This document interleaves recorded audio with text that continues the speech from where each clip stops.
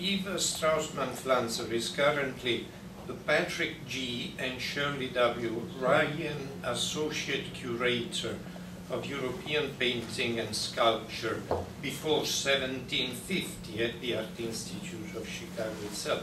As I said, she organized the exhibition Ludovico Carracci, The Vision of St. Francis in Context, an exhibition that, as I mentioned, is currently on view at the Art Institute and which will be there until February the 18th.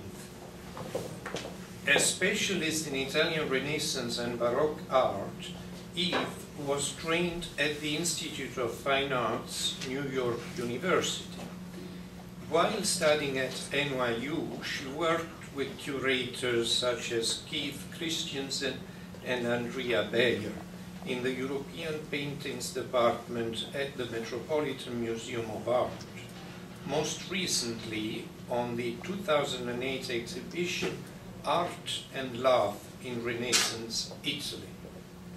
Its dissertation, which focused on the art patronage of the Medici Grand Duchess Vittoria della Rovere, reflects her interest in the role of women as patrons and artists in early modern Europe. Beyond her specialty in Renaissance and Baroque art, Yves' broad interests include the music of this period and the educational role of museums. Yves is a native New Yorker and an alumna of Smith College. She has received numerous awards and fellowships and has lectured at various universities and museums. So please welcome Yves Straussman-Pflanzer. First of all, I want to thank Silvio Marchetti and everyone at the Italian Cultural Institute for welcoming me so warmly this evening. So tonight, I want to focus on a recent acquisition by the Art Institute of Chicago. So on the screen, you see the Vision of St. Francis by Ludovico Carracci. Now the subject represents the Vision of St. Francis. And what we see here is the figure of St. Francis kneeling here in the foreground, the Virgin, and then there is a figure in the background that is another Franciscan monk.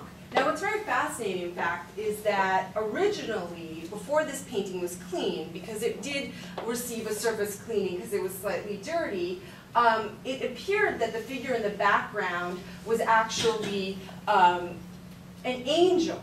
But once the layers of dirt were removed, it revealed, in fact, what was a figure. And that made a lot more sense, because this subject was rather new in the period. So this painting dates to 1602, and this subject of the Vision of St. Francis really did not become popular until the last quarter of the 16th century. Now, the subject, as the story goes, from the medieval chronicles, St. Francis was asleep in his tent. There was another Franciscan monk in another tent who came to check on him and noticed that he was missing.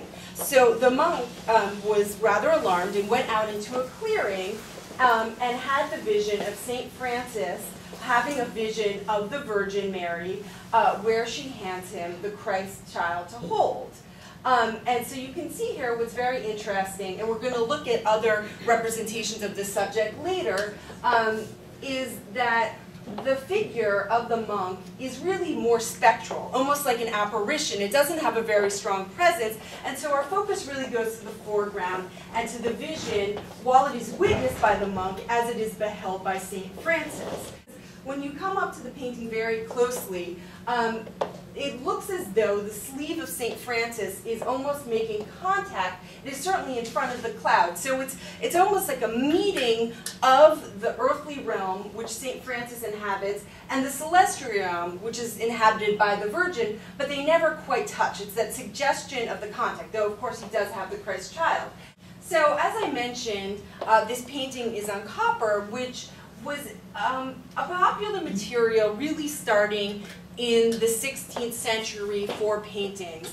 Ludovico, on the other hand, seems to have created these coppers throughout his life. So they don't just start in the beginning as a presentation piece, but he really returns to them. And in many instances, like this one, as we'll see in a minute, he really lavishes an extraordinary amount of care and attention on them. Do we know who commissioned the piece? Or?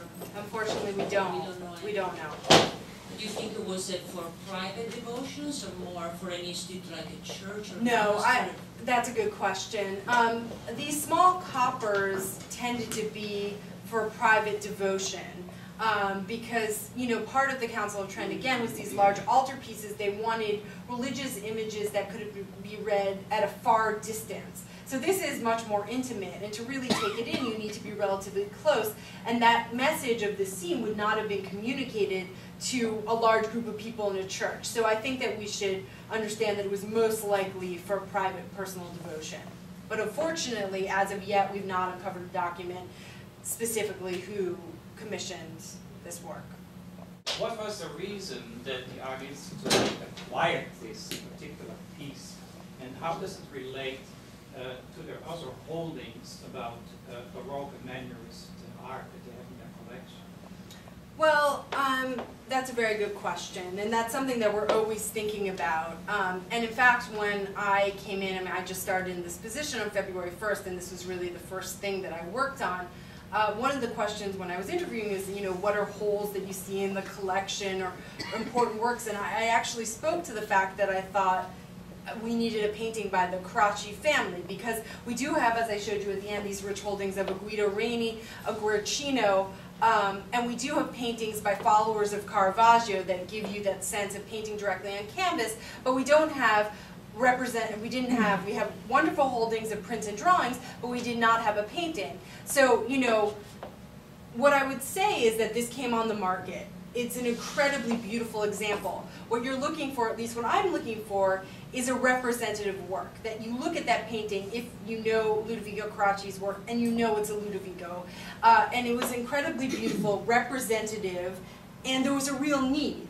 And we were able to afford it. I mean, these are, the practical considerations, because, every time the auctions come up or works come on the market, sometimes you may really like something, but, our holdings are already rich, and so it wouldn't make sense. So we're really looking to, the mission of the museum. It's one of the museums in the country that aims to be encyclopedic. Now, you can't really tell the history of Italian painting without a work by the Carracci family. So, there was a real need. And this came on the market, we were able to make it happen. So I would say in every instance it's a different story, but I think, if you speak to any of the curators there, everyone sort of has their wish list of how they see the collection could be expanded.